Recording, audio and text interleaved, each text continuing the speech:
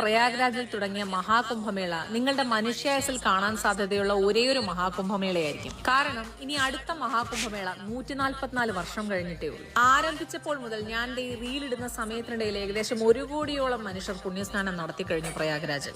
4000 ഹെക്ടറോളം വരുന്ന ഭൂമിയിൽ 1,60,000-ഓളം ടെന്റുകൾ, 1,50,000-ഓളം ടോയ്ലറ്റുകൾ, 67,000-ഓളം തെരുവുവിളക്കുകൾ എന്നിവ സ്ഥാപിക്കപ്പെട്ടു കഴിഞ്ഞു. പാലാഴി കടഞ്ഞെടുത്ത് കിട്ടിയ അമൃത് അസുരന്മാരിൽ നിന്ന് സൂത്രത്തിൽ കൈക്കലാക്കിയ മഹാവിഷ്ണു അഥവാ മോഹിനി അത് ഇന്ത്യയിലെ 4 സ്ഥലങ്ങളിലായി നിക്ഷേപിച്ചു: ഹരിദ്വാർ, പ്രയാഗ്രാജ്, നാഷിക്, ഉജ്ജയിൻ.